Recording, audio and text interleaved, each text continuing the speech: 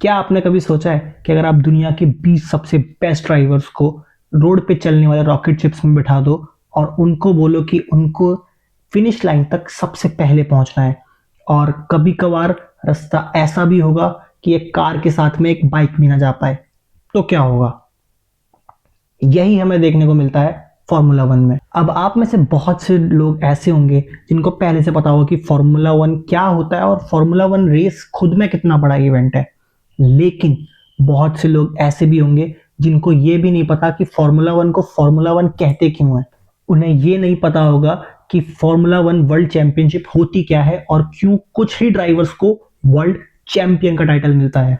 और अगर आपने ये सवाल पहले नहीं सोचे हैं या फिर आप इन सवालों को सोचते हो लेकिन आपको जवाब नहीं पता, तो ये वीडियो एंड तक जरूर देखना, आपके लिए बहुत हेल्पफुल होगी। मैं हूं दिशांत शर्मा और ये है डिकोडिंग फार्मूला वन का पहला एपिसोड। सबसे पहले ये चीज जान लेते हैं कि कोई एक रेस जीतने से चैंपियन नहीं बन जाता। फार्मूला वन दुनिया के सबसे बड़े और महंगे स्पोर्ट्स में से एक है, जहां पर एक साल में मल्टीपल कंट्रीज में बहुत सारी रेस होती हैं जिन्हें कलेक्टिवली कहा जाता है फार्मूला वन वर्ल्ड चैंपियनशिप। अब अगर कंपैरिजन से समझाऊं तो जैसे कि आईपीएल को बीसीसीआई ऑर्गेनाइज करता है, वर्ल्ड कप को आईसीसी और फुटबॉल वर्ल्ड कप को फीफा ऑर्गेनाइज करता है, ऐसे ही F1 की गवर्निंग बॉडी है FIA, फेडरेशन फेडरेशन इंटरनेशनल, यहाँ पे नाम लिखा हुआ है फेडरेशन इंटरनेशनले डेल ऑटोमोबाइल।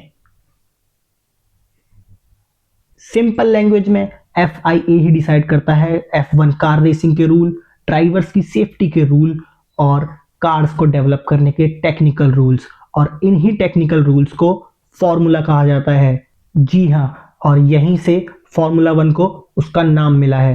मतलब कार्स को एक specific formula, rules and regulations के हिसाब से ही डेवलप करना पड़ेगा, तो ही आप कॉम्पीट करने के लिए एलिजिबल होगे।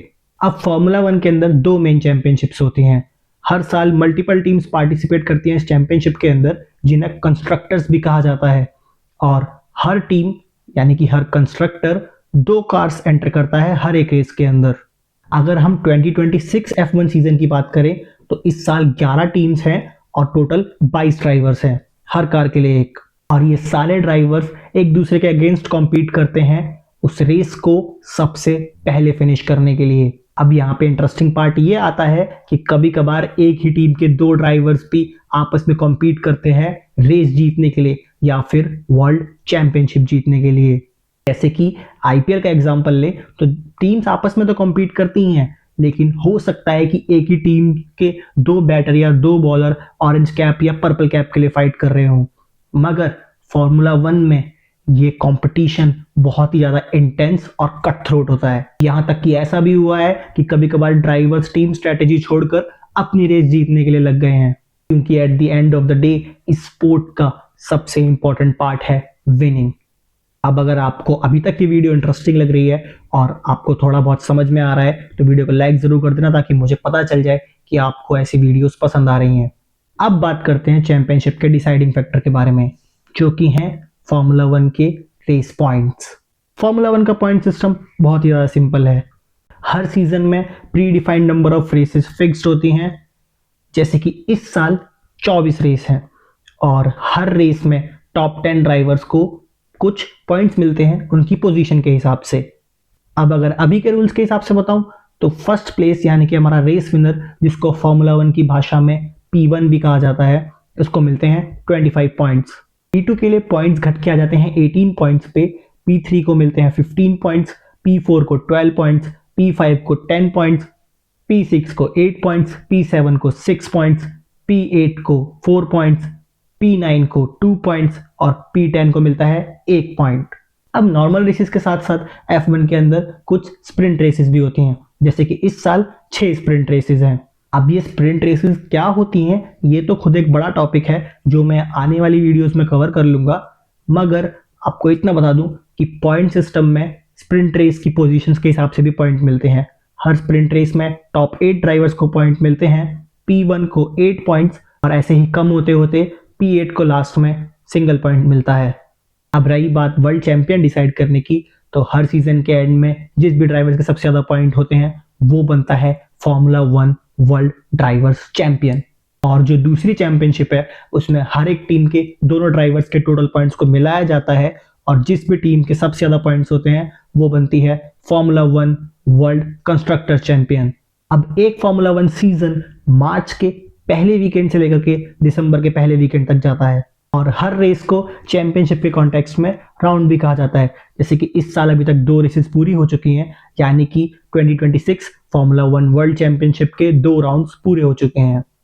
टीम्स हर रेस के बाद डेटा एनालाइज करती हैं और अपनी कार्स को और इम्प्रूव करती हैं आने वाली रेसेस के लिए। इसलिए हमें through out the season cars के अंदर इम्प्रूवमेंट्स दिखाई देते हैं और अगर कोई चीज़ गलत भी हो जाती है तो हमें डाउनग्रेड्स भी दिखाई देते हैं। अब कभी कभार तो हमें सीजन के बीच में ही पता चल जाता है कि हमारा ड्राइवर्स चैंपियन या कंस्ट्रक्टर चैंपियन कौन बनेगा, लेकिन हर बार ऐसा नहीं होता।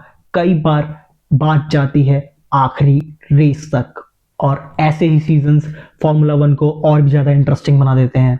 जैसे कि मैं अगर पिछले साल की ही बात करूं तो लैंडो नॉरिस, ऑस्कर पियास्ट्री और मैक्स वर्स्टैपन तीनों ही वर्ल्ड चैंपियनशिप के कंटेंडर थे लास्ट रेस तक और आखिर में मैक्स वर्स्टैपन सेकंड आए सिर्फ 2 पॉइंट्स की वजह से।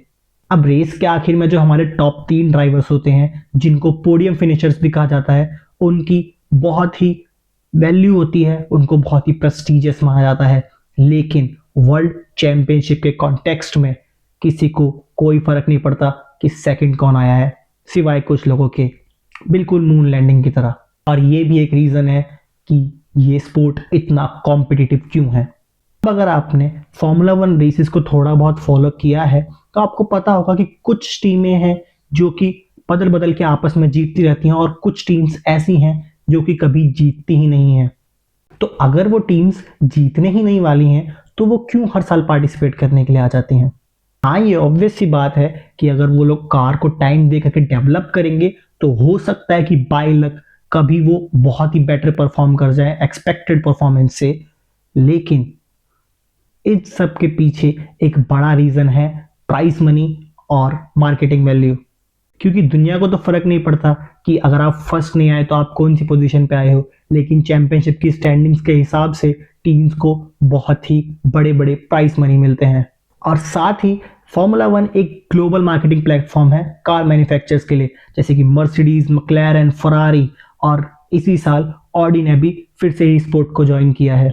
ये कार मेकिंग कंपनीज F1 को यूज करती हैं एज अ मार्केटिंग प्लेटफॉर्म, ये दिखाने के लिए कि हमारी कार कितनी ही ड्यूरेबल है, कितनी तेज है और कितनी रिलायबल है।